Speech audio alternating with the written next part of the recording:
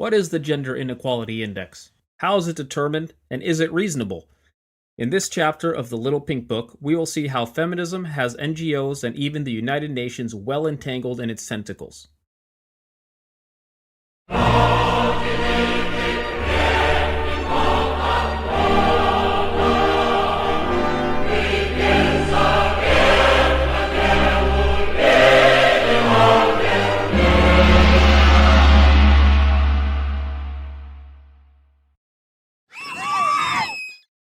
The Gender Inequality Index, or GII, is an attempt to measure the level of gender inequality in a society.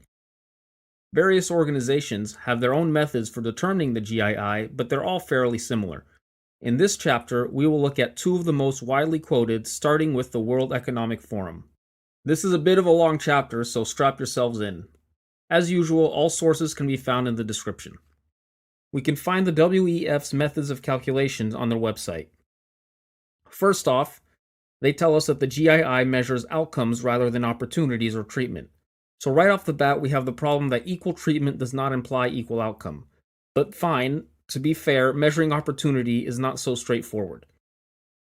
Then, wanting to distinguish between gender equality and women's empowerment, they say, the third distinguishing feature of the Global Gender Gap Index is that it ranks countries according to their proximity to gender equality rather than to women's empowerment. Our aim is to focus on whether the gap between women and men in the chosen indicators has declined, rather than whether women are winning the battle of the sexes.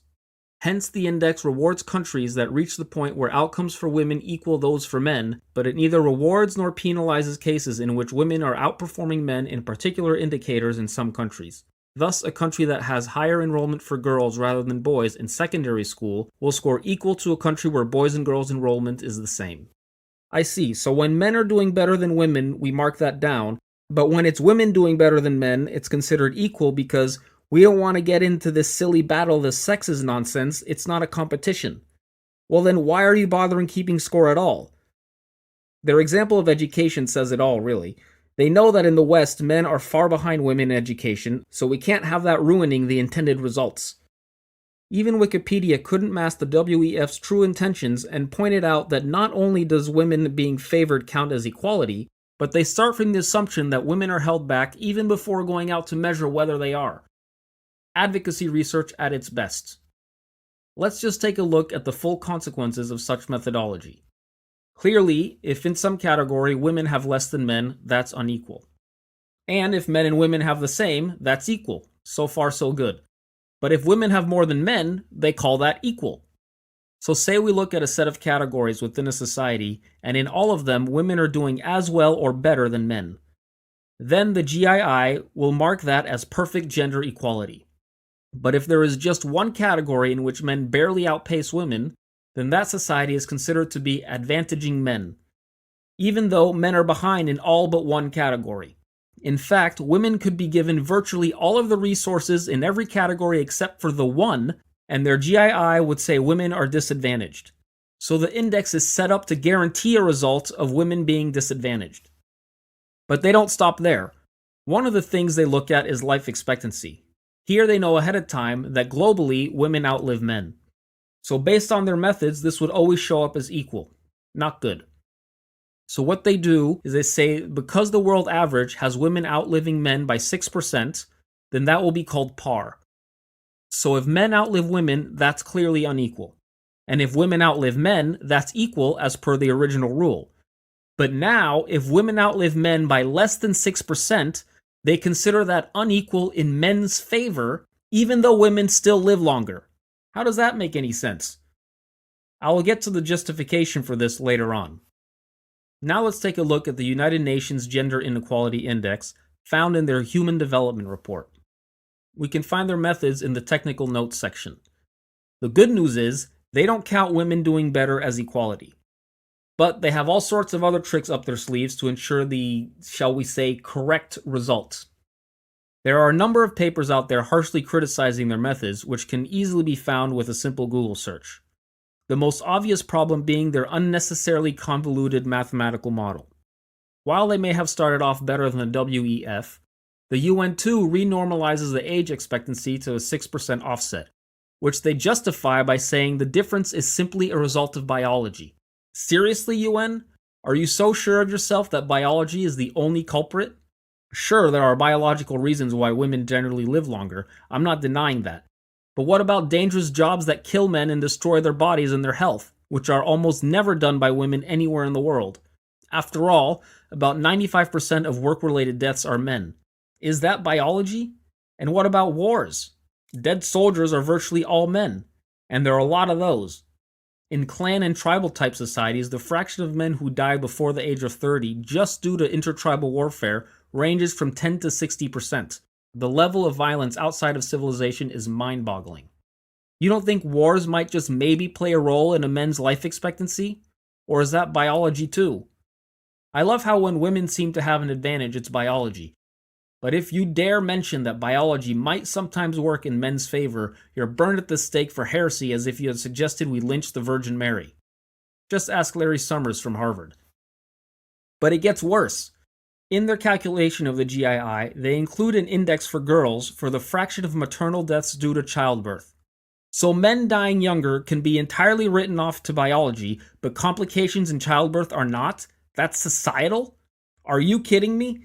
Does the UN actually think that the difficulties of childbirth are due to patriarchal societies imposing them on women, instead of happening despite our best human efforts to save the dying women? But wars and exploding oil rigs are biological? And they don't stop there. They also include an index to measure the amount of teen mothers. Well, what about teen fathers? Adolescent boys can procreate too. Usually, a teen mother means a teen father as well. And teenagers reproducing isn't biological either? What do they think? Teenagers engage in procreative activities due to societal pressures and not biological impulses? Besides the logical issues here, it turns out these two measures dominate the GII. A number of papers have pointed out that if you hold everything that goes into the GII equal and set the teen birth rate to the lowest in the world, then it alone gives a relatively high score of 0.15, 0 being perfect equality and 1 perfect inequality. So the only way to do better than 0.15 is if in the rest of the parameters considered, men do significantly worse than women. And if you look at the 10 most equal countries, we see that their scores are well below 0.15. But because of these two female-only parameters, the GII incorrectly indicates that women are still doing worse. All of this is just the tip of the iceberg. Let's take a look at what the report actually says. It's almost 300 pages long, so I can only go over a few points, but I encourage you to read it and see for yourself the endless set of bending over backwards, goalpost moving, and mental gymnastics to portray women as victims at the hands and mercy of men. Not to mention the series of meaningless, geometrically appealing figures connecting random virtues and concepts. Can anyone explain to me what on earth these figures actually mean? Then they come up with brilliant solutions like this one. Encouraging the promotion of zero-tolerance laws to end violence. Oh, thanks, Mom, for ending world violence with a simple wag of the finger and a reminder that violence is bad, okay? Of course! What were these people in war-torn and infrastructuralist societies thinking? Just stop tolerating violence. Next time someone tries to kill you, just tell them you won't tolerate it, and peace and love will overcome. Problem solved. They also remind us of the causal relationship between poverty and violence among young people. You mean men, right? It's a very well-known and studied phenomena that extreme economic relative inequality leads to violence among young men competing for status. But only women and gender-neutral people ever suffer from tragedies and injustices. Here's a gem of impeccable reasoning accompanied with another meaningless graphic. Educating girls lowers the infant mortality rate. Really? Are you sure causality can be inferred from such a correlation? How about this? Better infrastructure generally leads to both better education and better medical care for everyone. After all, based on their own data, they could have just as easily concluded that educating boys lowers the infant mortality rate. And where have we seen this wheel before? It looks suspiciously similar to the feminist Duluth wheel of domestic violence. By similar, I mean identical. Clearly, feminism doesn't have its tentacles wrapped around the UN. And just in case you weren't sure yet who the West considers to be worthy of care and empathy, here the UN clarifies it for us. Only the mortality rates of women and children are of concern. They could have easily included men and just said people. What's wrong with that? Why is the UN going out of its way to exclude men? If that's not clear enough, on the same page they highlight the importance of recognizing the diverse identity of ex-combatants and child soldiers. Why would that be important? This sounds like a clever way of claiming these tragedies happen to everyone. But in reality, if the UN were to break it down by group, they would be forced to admit the obvious fact that virtually 100% of these people are of one demographic. As I said, only women and gender-neutral people are subject to death. And it continues, women take on a disproportionate amount of unpaid work in the home, foregoing opportunities for other activities including education, visits to health centers, and work outside the home. There are more women than men living in poverty. In 2012 in Latin America and the Caribbean, there were 117 women in poor households for every 100 men. More feminists whining about unpaid housework. Why would someone pay you to take care of your own home?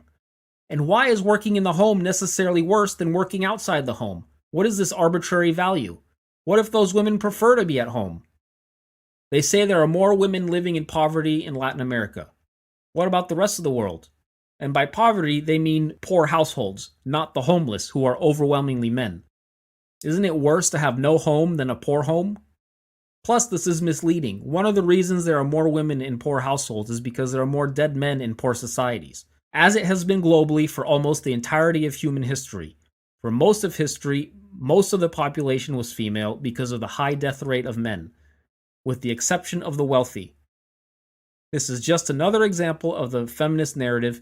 If and when men die, we must cry for women.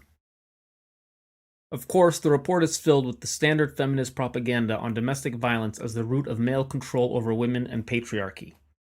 The broken record just keeps turning. But back to deaths that matter.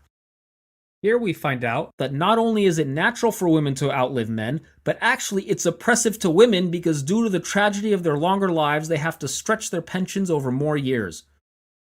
The trick here is to have a vague theory.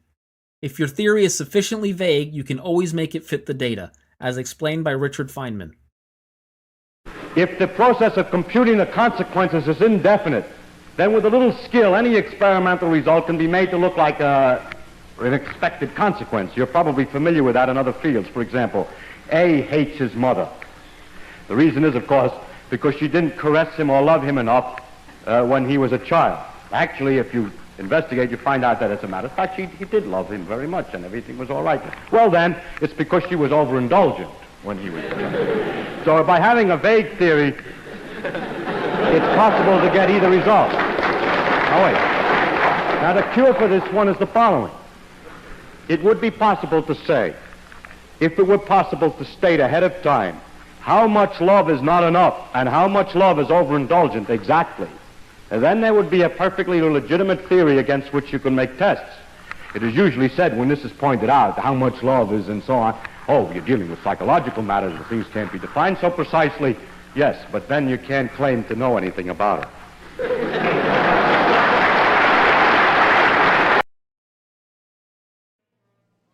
I hope you've enjoyed today's chapter in the Little Pink Book. If so, please be sure to like and subscribe. Thanks for watching.